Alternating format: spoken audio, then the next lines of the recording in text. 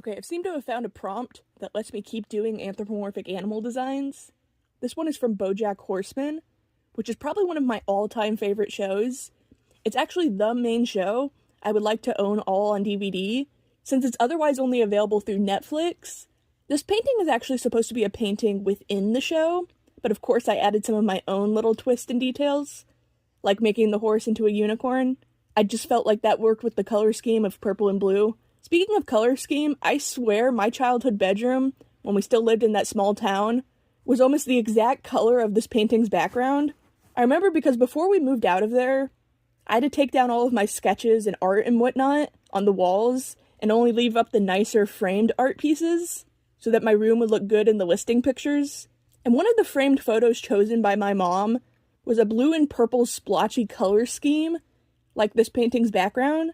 But I remember being frustrated because it wasn't one I really wanted to show off, because it was actually just a failed background for a painting I never got around to actually doing. It almost looked like one of my worst enemies, that being crappy modern art, as it was just a canvas with color and nothing else on it, no subject or personality or humanity or anything. While making this painting, the proportions kept bugging me. I tried fixing them, but I'm not sure how correct it is. But I'd rather have this wonky looking horse over this background than just keeping it as colors. Even if, in theory, there's less to mess up by doing just colors, maybe that's why modern artists do it, because it's easy and looks nice. At its core, I feel like our brains just like the pretty colors, regardless of actual substance. I've always hated the term modern art for the type of people who phone it in like that, but that's not really a modern artist. That's basically just an industry plant, as a lot of the questionable soulless art like that is usually only bought as tax write-offs for the rich, who really don't appreciate the actual artistic value of the pieces they buy.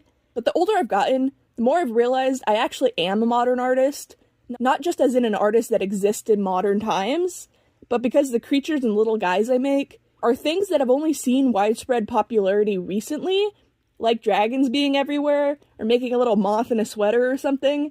It's art that's actually influenced by the current world, and influenced by other modern artworks like movies and books and video games. Like, I feel like the only time in history where a painting of a unicorn as a person is a normal painting subject.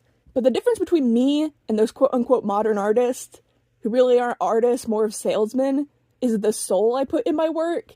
Even if the work I put my soul into isn't perfect, I remember the first time being exposed to that kind of art was with my father, who took me to the Indie Art Museum.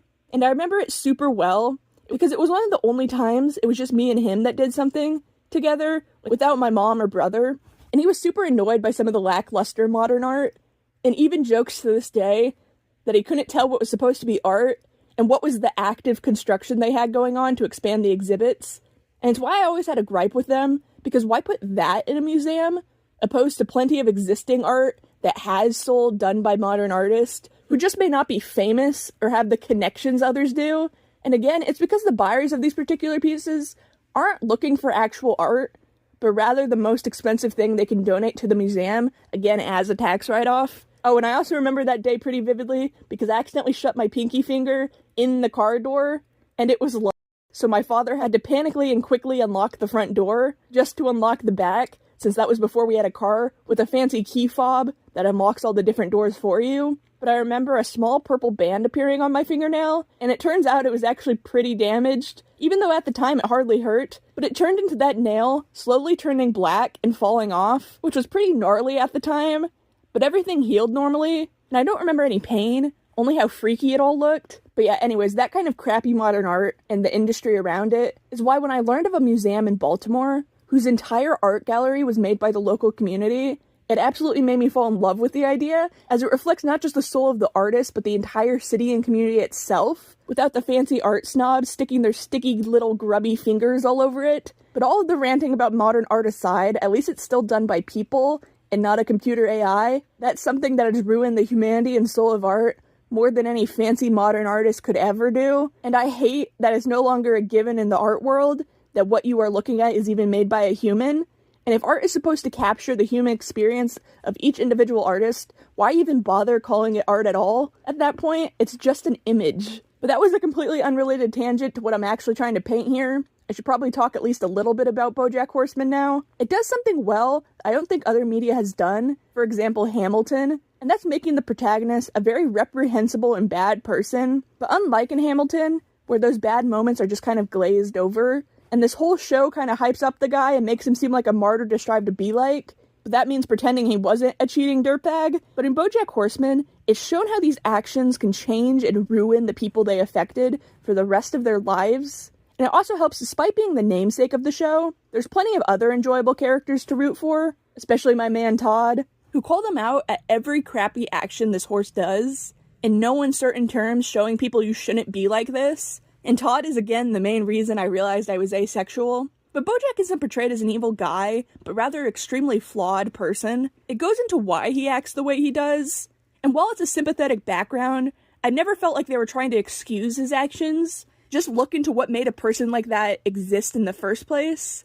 And this painting is almost kind of a part of all of that. We see it in the background on early seasons, even being drilled into and destroyed at one point. But later, its significance is revealed in what is probably one of my favorite episodes in television history. It's called Time's Arrow. In the show, a lot of Bojack's trauma and bad behavior can be traced back to his abusive parents. But this episode shows they also have reasons to act the way they do, particularly his mother Beatrice. And I honestly want to show this episode to someone as their first introduction to the show, so they can see how all of this happened, how every bad thing Bojack would eventually do is usually traced back to the bad decisions made by Beatrice when it came to raising him. But those bad decisions are traced right back to Beatrice's own father, Joseph Sugarman, who originally owned this painting. Beatrice gave it to Bojack after Joseph passed away, but he was a controlling and awful misogynistic father, and Beatrice wanting to rebel against him and run off with this bad boy instead of the borderline arranged marriage he had set up for her is what ended up in Bojack's conception,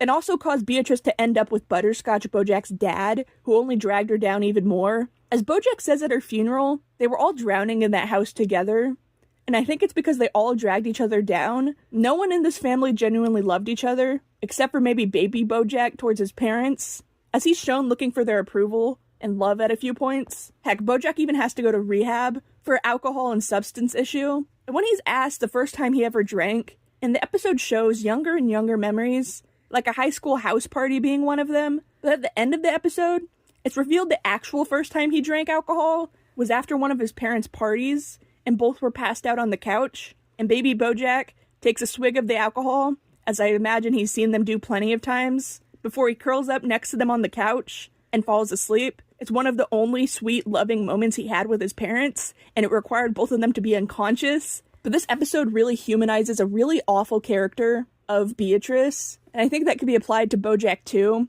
Like his mother, he was never born to be evil. As a child, he seemed just fine and even soft-spoken and shy. It was probably the mixture of his upbringing mixed with the toxic Hollywood lifestyle, which was probably just as similarly toxic as his own family, and that made him become more and more of a selfish, impulsive person. And there is when he finally started making decisions that he couldn't really go back from, which is on him. He has the clarity and ability to reflect and control certain actions, but often doesn't, and that can only be his own fault. And the show makes sure to say, despite everything bad that has happened to him, Bojack is still responsible for his own actions. For example, Diane, who is one of the side characters, introduced as someone ghostwriting a biography on Bojack's life, ends up revealing along the way her own troubled upbringing and family life. Same with Princess Carolyn, Bojack's manager. Yes, I know the names of the characters in this are a bit silly. That's not even the weirdest one, since another main character is a golden retriever-headed person named Mr. Peanut Butter. But both Diane and Princess Carolyn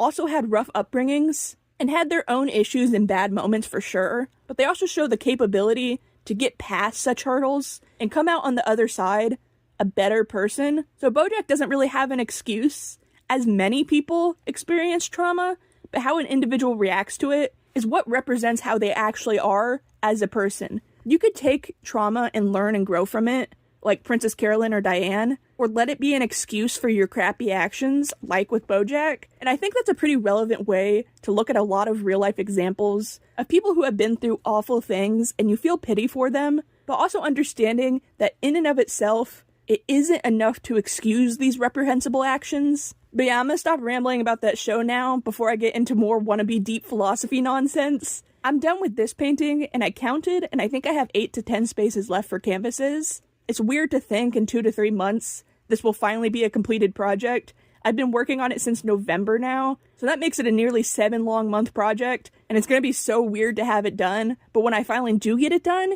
is when I actually get to start sculpting some art for my walls, which I'm very much excited about and looking forward to.